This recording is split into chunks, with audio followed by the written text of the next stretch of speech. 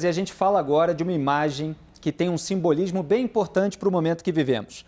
Em uma demonstração de solidariedade ao Supremo Tribunal Federal e também de união, o presidente Lula foi a pé junto com governadores à sede da corte ontem à noite. A caminhada foi um convite do presidente depois da reunião com os representantes dos estados, que a gente mostrou ao vivo aqui no Arena. Mais cedo, no encontro com governadores, a presidente do STF, ministra Rosa Weber, agradeceu a iniciativa dos governadores e destacou a unidade nacional para a defesa da democracia e do Estado democrático de direito. Rosa Weber afirmou que os atos criminosos de domingo praticamente destruíram o prédio da corte. A presidente ainda assegurou que vai reconstruir o prédio do STF e que no dia 1º de fevereiro o ano judiciário vai começar. Vamos ao debate? Eu começo por você, Hélio Beltrão. Qualquer coisa que você queira comentar do que foi falado, mas a gente vê aí um posicionamento da Rosa Weber fazendo um balanço do resultado da depredação, mostrando que o prédio realmente foi danificado. Queria começar mencionando o que o Lucas falou. Eu sou um liberal. Eu acredito que as ideias têm que ter livre circulação na sociedade. Eu acho que se elas podem ser ditas nas redes sociais, elas podem ser ditas numa manifestação.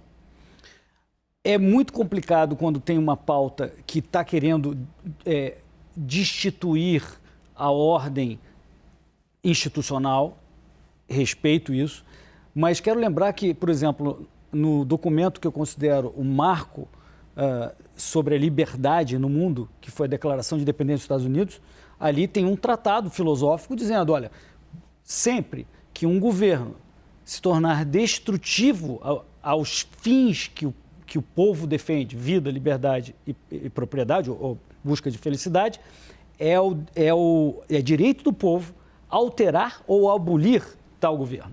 Então, a gente tem que, em algum momento, dar vazão a quando há um governo opressivo, que não é o caso hoje aqui não, tá? Eu estou falando de situações do que a gente deveria querer ou não proibir. E eu não gostaria de proibir porque eu acho que há momentos em que qualquer lei, qualquer atitude em que calhe o povo, ainda que sejam ideias que hoje a gente considera subversivas ou contra o que a gente acredita, mas tem situações nas quais um governo opressivo vai usar aquilo para calar as pessoas que estão sendo oprimidas.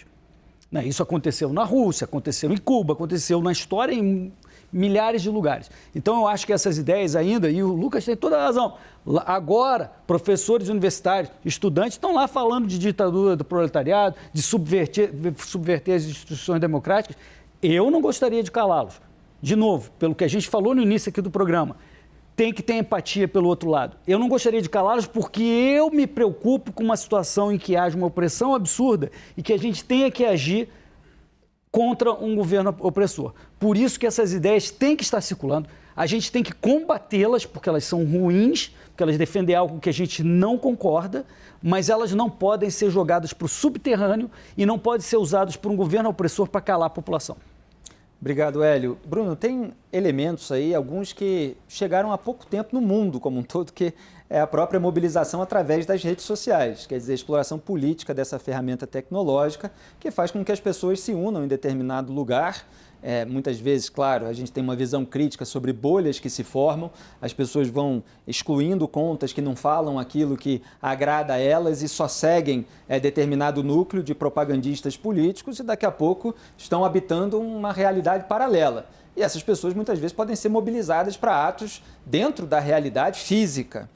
Há outra questão sobre os acampamentos, que é a permanência, quer dizer, 1 dia, 2, 3 semanas, meses, de um grupo grande de pessoas em locais públicos. Como é que você vê aí tudo que ficou dessa história? Porque a gente está acompanhando esses acampamentos há meses e houve atos de vandalismo que tiveram ali esses acampamentos como base também.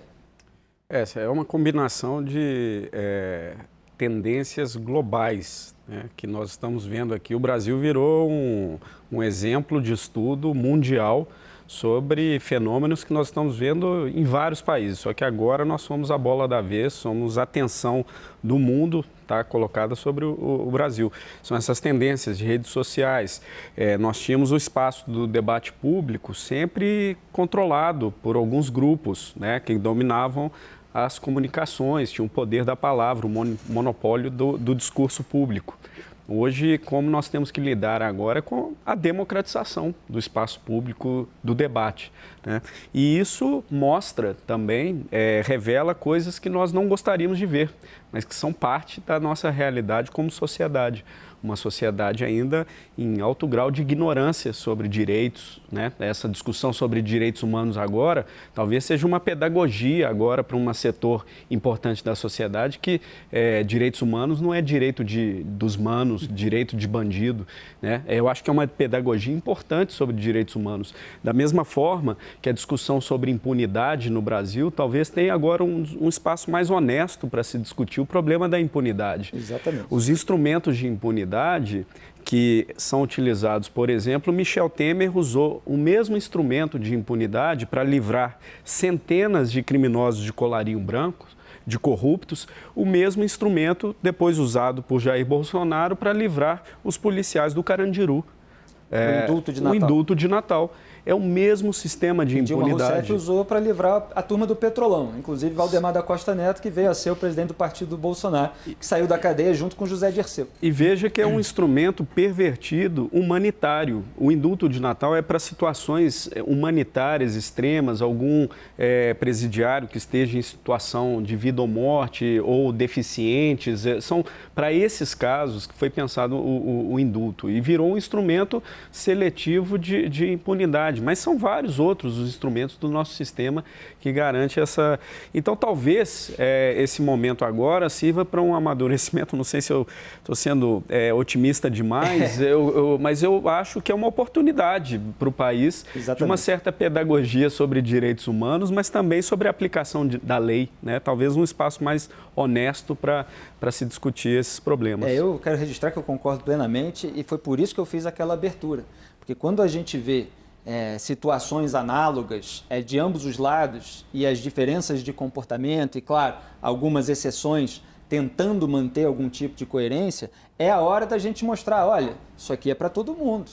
Quer dizer, os recursos que se usa para a impunidade, as alegações sobre direitos humanos, elas podem servir em diversos momentos para diversos grupos políticos. Então, vamos tratar com o mesmo critério todo mundo em diferentes situações.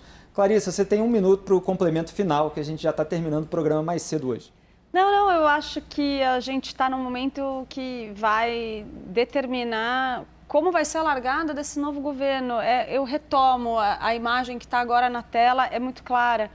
O bolsonarismo radical, o radicalismo como um todo, fez um favor para o agora presidente Lula e a dúvida é como que ele vai usar esse capital político que ele tem agora.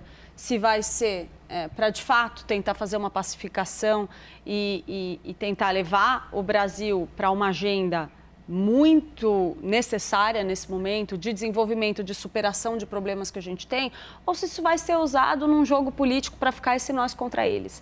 Eu acho que ou nós contra ele, como está na nossa tarja, né, desse pessoal unido contra o Bolsonaro, mas é claro que a gente precisa pensar num projeto de país.